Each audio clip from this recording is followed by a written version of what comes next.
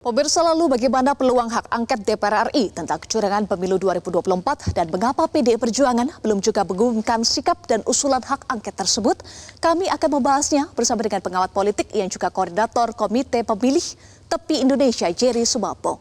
Selamat sore, Bang Jerry. Ya, selamat sore Mbak Eva. Bang Jerry, Koalisi Perubahan menunggu keseriusan PDI Perjuangan menginisiasi hak angket kecurangan Pilpres 2024. Analisa Anda, Bang Jerry, apa yang membuat PDI Perjuangan tak kunjung menyatakan sikap terkait dengan hak angket ini? Iya, saya melihat ada mungkin kendala ya. Karena begini, PDI Perjuangan kan ingin mengajukan hak angket itu untuk penyelenggaraan pemilu, ya. Sementara kita tahu hak angket itu sendiri sebetulnya dimaksudkan atau yang menjadi tujuan hak angket itu kan adalah pemerintah, ya, bisa presiden atau bisa para menterinya.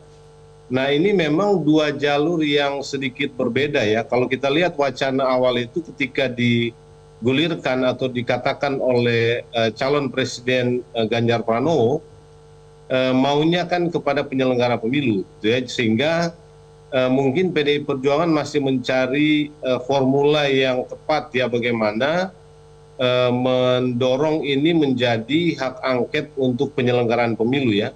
Yang saya kira tidak begitu mudah mencari kerangka logis hukumnya ya, karena selama ini kita tahu hak angket itu untuk pemerintah ya, dan penyelenggara pemilu itu ranah yang sedikit berbeda dengan pemerintah.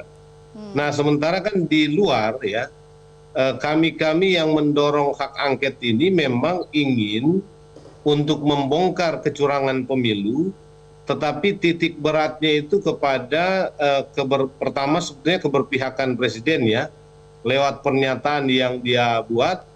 Lalu yang kedua itu sebetulnya kepada mobilisasi dukungan di kalangan aparatur negara oleh Pak Presiden untuk mendukung pasangan calon tertentu atau peserta pemilu tertentu. Lalu yang ketiga itu adalah bansos ya. Jadi penggunaan bansos untuk kepentingan endorse dan mendorong pemenangan pasangan calon tertentu. Jadi ini ada dua yang berbeda sebetulnya ya. Ada yang sedang mendorong hak angket itu untuk membongkar kecurangan pemilu lewat praktek penyalahgunaan kekuasaan gitu ya. Dan ada yang mau mendorong hak angket itu untuk semacam membatalkan pemilu. Dan saya kira PDIP itu ada di hal yang kedua ini ya, sehingga mungkin di sini masih sedang dicari kesepakatannya ya. Baik. Lalu yang kedua yang saya kira membuat PDIP itu mungkin belum tegas menjalin koalisi ya. Sebetulnya di kalangan pasangan calon juga ada pendapat yang berbeda ya. Kita tahu Pak Mahfud itu beberapa waktu yang lalu itu mengatakan bahwa hak angket itu memang untuk presiden, untuk penyelenggaraan pemilu itu sedikit berbeda.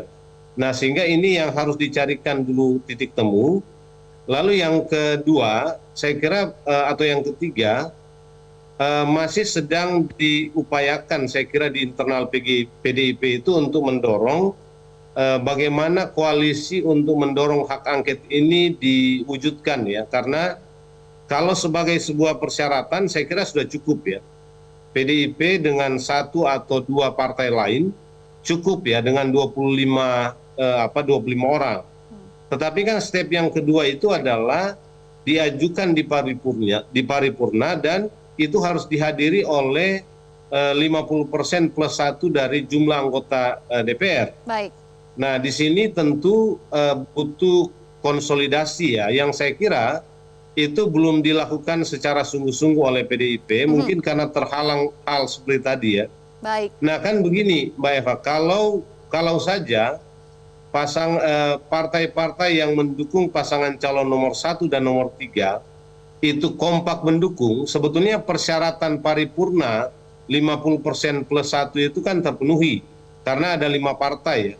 Dan 5 partai ini jumlah suaranya, jumlah kursinya di MPR itu 50% ke atas ya, lebih dari 50%, sekitar 54%.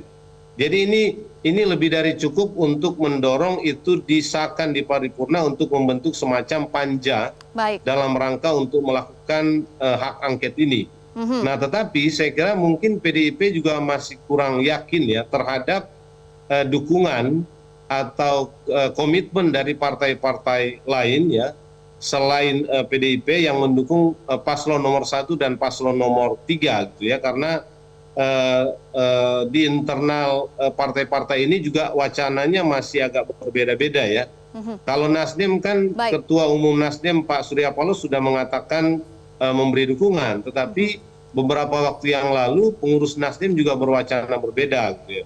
Begitu juga PKS, Sekjen PKS memang sudah memberi dukungan terakhir, menyatakan ada lampu hijau yang bisa didorong ya ke angket ini, bukan ke MK. Baik, Bang Jerry. Tetapi kan ada beberapa pengurus lain itu yang masih mendorong hal yang berbeda gitu ya. Jadi saya kira dinamika ini yang membuat mungkin PDIP itu masih sedikit ragu-ragu untuk mengambil inisiatif yang lebih clear dan lebih konkret berkaitan dengan pengusulan hak angket ini. Iya. Ya, jadi saya Bang melihat Jerry. ada tiga faktor itu yang sekarang ini menjadi semacam percakapan di internal PDIP untuk maju gitu.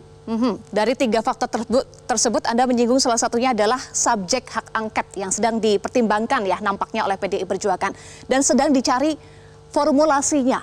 Apa yang mungkin bisa dilakukan terkait dengan subjeknya, karena tadi Anda singgung juga tujuannya adalah agar pemilu bisa diulang, tetapi tujuan dari hak angket ini subjeknya adalah untuk menyinggung pemerintah atau menyasar pemerintah. Iya, ini yang sedikit sulit ya, karena mendelegitimasi pemilu itu dengan cara angket kepada pemerintah, hubungannya tidak langsung ya. Sementara kalau hak angket itu ditujukan kepada penyelenggara pemilu, ini juga jalurnya berbeda, ya, jalurnya berbeda gitu. Jadi kalau hak angket itu memang ditujukan kepada pemerintah, dalam hal ini presiden ya, dengan alasan yang tadi saya kemukakan, sebetulnya itu bisa saja, tetapi mungkin jalannya agak sedikit panjang ya, karena harus ada hasil yang mengatakan bahwa presiden katakanlah melakukan pelanggaran ya, pelanggaran hukum atau pelanggaran konstitusi karena soal bansos, soal keberpihakan, dan soal mobilisasi kekuasaan ya, untuk kepentingan pemenangan paslon tertentu dan partai tertentu.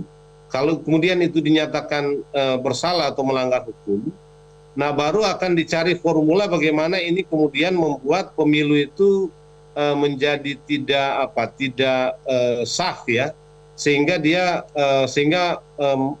bisa didorong untuk dilakukan semacam pemilu ulang gitu ya. Kan target PDIP itu ingin supaya ada diskualifikasi terhadap pasangan calon nomor 2 karena ada dimensi yang melanggar hukum dan konstitusi tadi gitu ya, sehingga kemudian pemilu bisa diulang gitu. Jadi jalan ke arah sana itu memang tidak bisa, menurut saya memang tidak bisa langsung ya, sehingga mungkin ini yang membutuhkan diskusi panjang ya.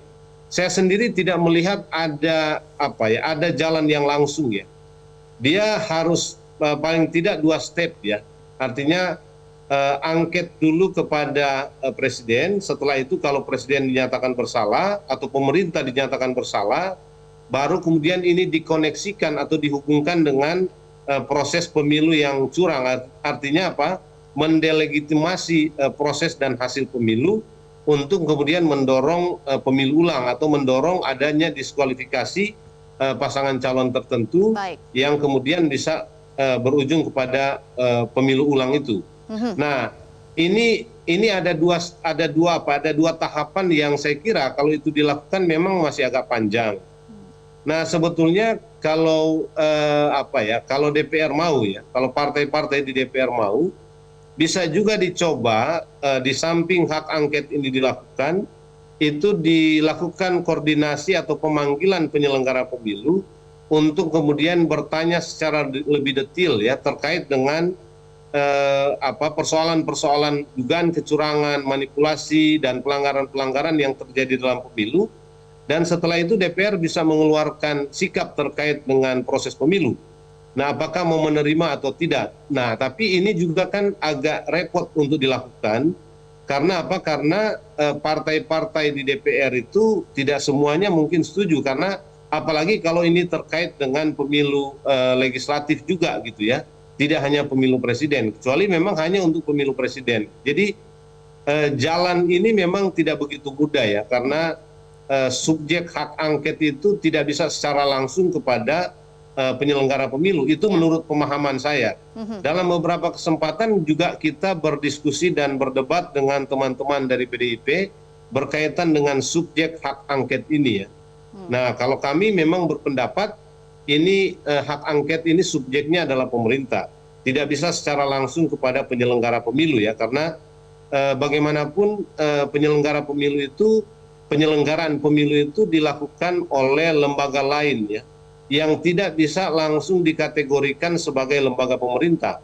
Karena apa? Karena KPU itu dan Bawaslu itu adalah lembaga-lembaga independen sebetulnya yang sebetulnya juga terjaga jaraknya ya dengan lembaga-lembaga pemerintah karena dia sebagai lembaga penyelenggara pemilu yang independen. Baik. Nah, kalau kami berpikir begitu sebetulnya Mbak Eva, karena itu saya kira ini tidak mudah ya, tidak mudah mencari kerangka hukum, logik hukumnya ya, dalam rangka untuk melakukan dan mendorong adanya hak angket ini. Tetapi kan lagi-lagi ini kesepakatan politik ya. Nah, ini kan jalan politik ya. Kalau MK itu kan jalan hukum, kalau lewat angket ini jalan politik. Ya, nah, karena itu begini, saya kira sebagai sesuatu yang merupakan jalan politik, mesti ada percakapan-percakapan segera dengan semua partai politik yang akan mendukung hak angket ini untuk mencari formulanya secara politik di DPR itu bagaimana dia bisa mengungkap kecurangan dan pelanggaran serta manipulasi pemilu, proses pemilu dan hasil itu yang bisa saja kemudian membatalkan pemilu. Nah, saya kira ini percakapan-percakapan politik ke arah itu sebetulnya sudah bisa dimulai oleh PDIP ya. Dengan segera melakukan konsultasi dan konsolidasi dengan partai-partai lain ya, paling tidak partai-partai yang mendukung pasangan calon nomor 1 dan pasangan calon nomor 3. Sebab kalau enggak ini lama-lama akan terlambat kan. Baik, Bang Jerry. Ya.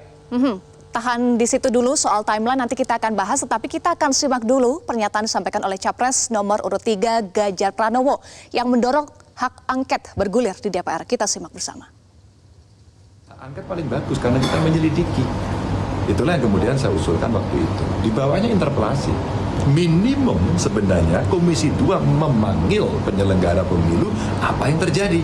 Ya kalau angket kan pasti ada proses politik ya. Kalau kita lihat komposisi suaranya, kira-kira yang setuju siapa, yang tidak siapa, matematika politiknya kelihatan. Tapi prosesnya pasti tidak gampang. Iya, matematika politiknya kelihatan, tetapi prosesnya tidak gampang. Bang Jerry, tanggapannya tadi soal pernyataan dari Ganjar Pranowo. Bagaimana Bang Jerry termasuk juga bagaimana timelinenya dalam proses hak angket ini? Iya, saya kira saya setuju dengan pernyataan Pak Ganjar ya. Memang tidak gampang prosesnya karena tadi ya, pertama tadi saya sudah kemukakan partai-partai pendukung 01 dan 03 itu belum begitu kompak ya. Bahkan Pak Mahfud sendiri tidak dalam kerangka yang mungkin didorong sejak awal oleh Mas Ganjar ya. Jadi menyamakan persepsi ini memang belum terjadi secara jelas ya, sehingga jalannya memang agak sedikit rumit gitu. Dan kita tahu hak angket ini kan kalau berjalan akan ada dinamika politik yang juga akan berkembang secara faktual ya ketika hak angket ini berjalan. Nah, bagaimana meyakinkan semua partai yang mendukung hak angket ini, katakanlah partai pendukung 01 dan 03, itu akan konsisten sampai akhir, ya kan? Setelah ini kan begini, setelah kalau 25 orang ini terpenuhi dari dua partai atau fraksi yang berbeda, akan diusulkan di paripurna. Paripurna ini harus dihadiri oleh 50% plus 1 dari jumlah anggota DPR. Nah, setelah itu, kalau itu katakanlah terpenuhi ya, dengan koalisi 01 dan 03, itu terpenuhi akan dibentuk semacam panja untuk melakukan penyelidikan itu, membongkar ya atau mendalami proses-proses pemilu yang curang itu, lalu mengungkapnya siapa yang bersalah, di mana kelemahannya, manipulasi di mana dan lain-lain ya. Nah setelah itu akan disampaikan lagi dalam pleno DPR yang dihadiri oleh atau yang disetujui ya dalam pleno itu akan disetujui oleh 50% plus 1. Gitu. Jadi tahapannya begitu. Setelah kalau katakanlah disetujui oleh 50% plus 1 dari jumlah yang hadir di paripurna, itu baru ada hak untuk menyatakan pendapat kepada pemerintah ya.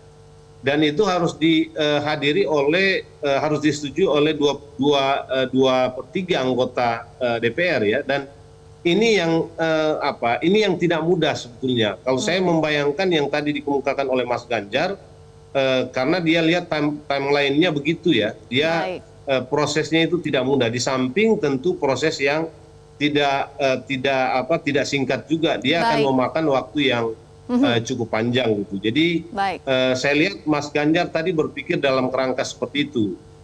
Soal waktu, proses dan juga formulasi tentu ini masih menanti dinamika berikutnya ya Bang Jerry. Dan peta konsistensi peta politik di DPR ya, apakah pengusung itu akan tetap konsisten mengawal angket itu sampai akhir atau tidak? Karena kita tahu politik Indonesia ini kan sangat cair ya, di tengah jalan bisa tiba-tiba berubah itu Mbak Eva. Jadi ini juga saya kira bagian dari kekhawatiran PDIP ya. Untuk partai-partai lain secara konsisten itu mau mendukung hak angket kalau itu kemudian didorong. Baik, Bang Jerry, kita nantikan bersama hak angket sebagai hak konstitusional, apakah akan bergulir atau tidak. Terima kasih pengamat politik Jerry Sumampo sudah bergabung bersama kami di Berita Pemilu.